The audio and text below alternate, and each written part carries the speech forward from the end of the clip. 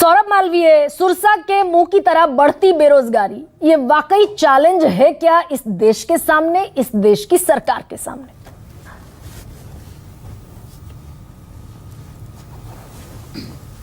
Unmute करना पड़ेगा सौरभ।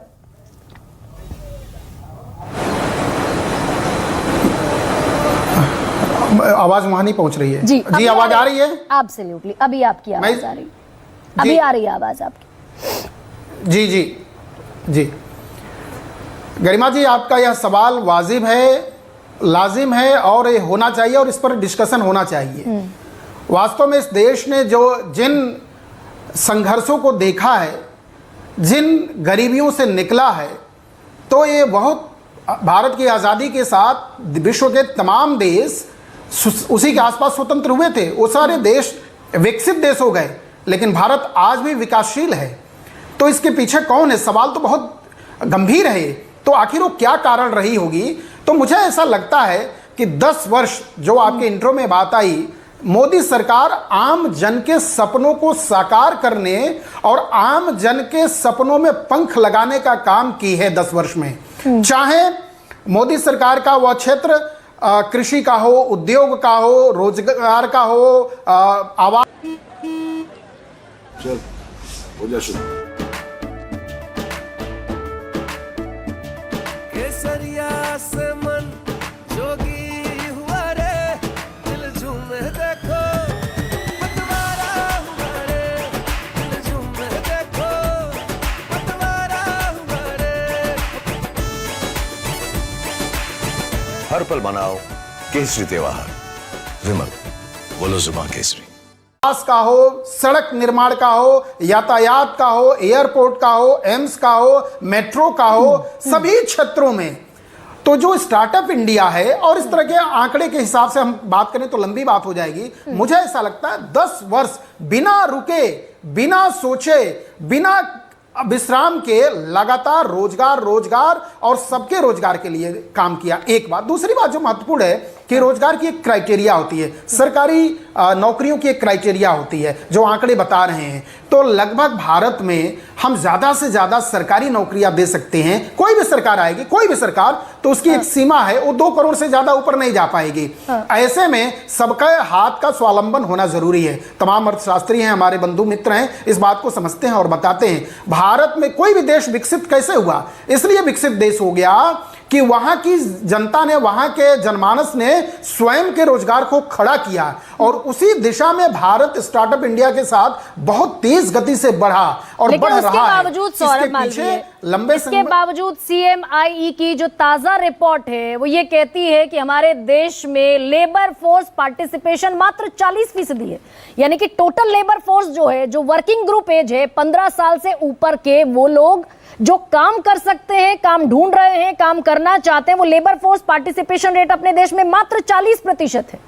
यानी कि 140 करोड़ के 44 करोड़ के देश में अगर मैं मान लूं कि वर्किंग ग्रुप एज 111 करोड़ है, तो उसमें से 70 करोड़ बेरोजगार हैं। बेरोजगार शब्द तो ठीक नहीं है, वो आंकड़ा, उस आंकड़े की सत्यता क्या है हम भी सुन रहे हैं, और वो विशेषज्ञ उसके बारे में अपनी मत रखें, बात रखें। लेकिन सरकार की मंशा क्या होती है कि देश को गति देना, और आर्थिक रूप से मजबूती देना। उस दिशा में लगातार मोदी सरकार ने 10 वर्ष काम किया। ये सच्चाई है और ये दिखता भी है। तभी तो आज भारत में हमारे पास लगभग 1,50,000 किमी के हिसाब से सड़क का निर्माण है। नहीं सौरभ मालवीय, मैं सीधा सवाल, मैं तो सीधे पूछ रही हूँ, अगर ये हुआ होता, नहीं, मैं बड़े सम्मान के साथ, और मुझे बताइए अगर मैं कहीं गलत हूं तो करेक्ट कीजिएगा पूरे अधिकार के साथ। सौरभ मालवीय, अगर ये इतनी संजीदगी से काम हुआ होता तो हरियाणा में 13,000 वैकेंसी निकलती है, उसके लिए लाखों लोग अप्लाई करते हैं। उत्तर प्रदेश में 60,000 वैकेंसी निकलती है, 48 लाख लोग अप्लाई करते हैं। बिहार में BPSC की परीक्षा होती है, पूरा भारत दिख जाता है। पूरा भारत बिहार के पटना के रेलवे स्टेशन पर, लॉजेस में, होटल्स में, बस स्टैंड पर, पार्क में नजर आता है, अगर इतनी संजीदगी से काम हुआ है तो।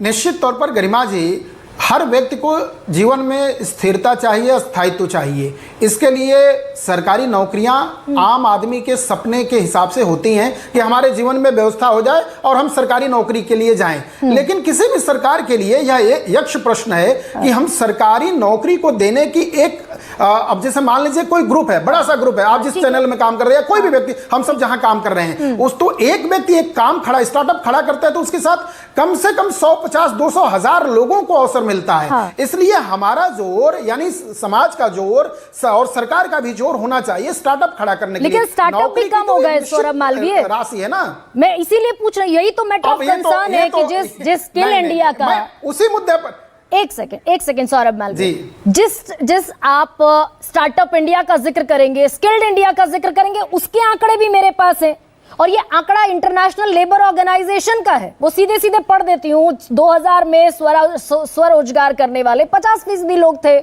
2022 में घटकर 47% रह गए, जिस प्रोग्राम को सबसे बड़ा फ्लैगशिप प्रोग्राम माना गया।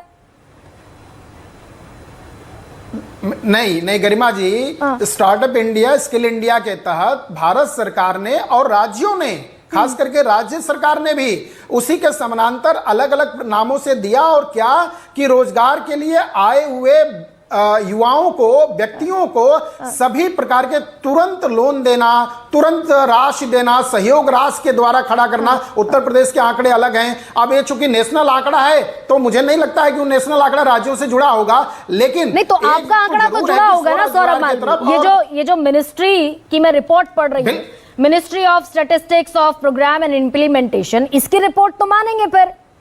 इसकी रिपोर्ट के मुताबिक तो जिस स्टार्टअप इंडिया की आप बात कर रहे हैं, बिल्कुल उसमें भी 7 साल में 54 लाख नौकरियां चली गई। गरिमा जी, इस रिपोर्ट के इसमें जोड़ लीजिए, हाँ। इस रिपोर्ट के इसमें जोड़ लीजिए कि आज विश्व में भारत 5वीं अर्थव्यवस्था की शक्ति के रूप में उभर के आया है। आने वाले 20 साल में इसी गति से बढ़ते हुए हम विश्व के तीसरी अर्थव्यवस्था होने जा रहे हैं। इसका मतलब कि हमारा रोजगार की दिशा में और स्वावलंबन की दिशा में तेज गति से भारत काम कर रहा है। आज पूरी दुनिया भारत की तरफ देख रही है, सारे लोग इन्वेस्ट कर रहे हैं और आ रहे हैं। आज भारत एक विश्व मार्केट बना हुआ है, हम जा भी रहे हैं और हम बुला भी रहे हैं। इसका मतलब कि भारत आज दौड़ रहा है अर्थव्यवस्था। सौरभ में सुनिए ना, सौरभ सुनिए, ये कहने में बड़ा अच्छा लगता है भाई। वित्त मंत्री जब इंटरिम बजट अपना पेश कर रही थी अभी 2024 में, तो सुनने में बड़ा अच्छा लगता है स्टार्टअप इंडिया, स्किल्ड इंडिया।